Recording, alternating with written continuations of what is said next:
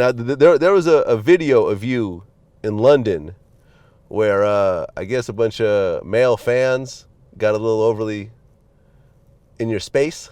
Oh yeah, yeah, You yeah. started to lose it a little bit. Yeah, it was all love. I was just hot.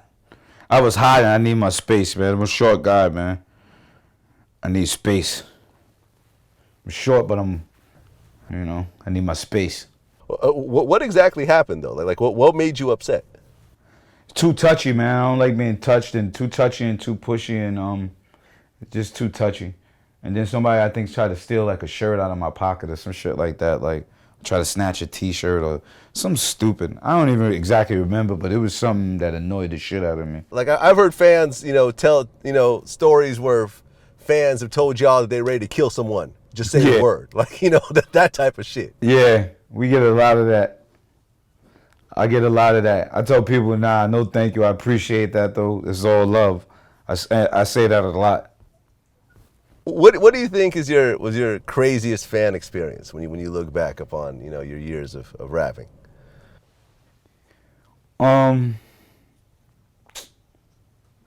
kind of I once had a like a tussle with a fan, and then he was like, "Yo, I love you. I love you." So it was pretty fucking weird. Like he was like being extra hard, like he was like being on some real hard shit.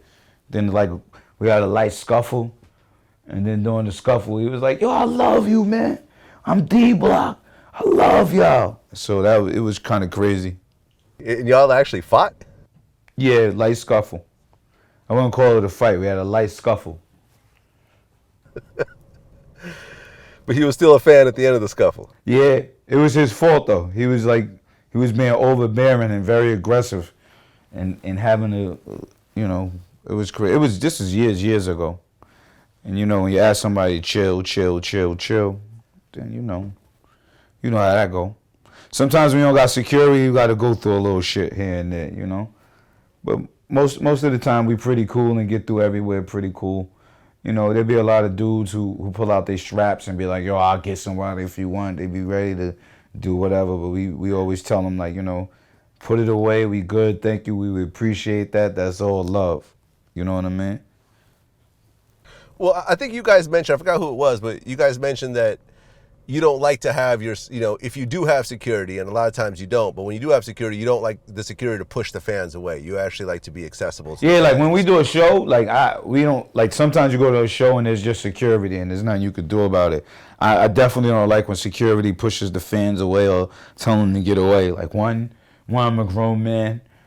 We could protect we grown men, we could protect ourselves. Two, if a person came to the show, not all the time, but most likely when a person comes to the show, they want to see you or they're excited to see you. Some dudes are a little too hype.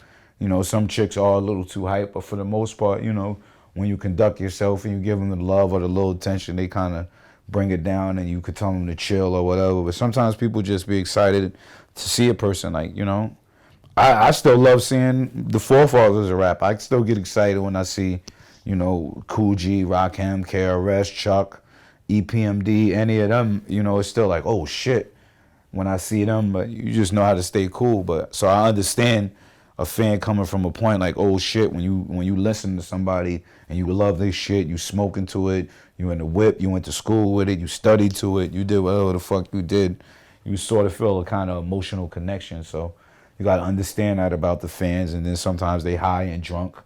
So, you just show love. Basically show love, salute. Thank them for being, being fans and being family, and usually keep it moving.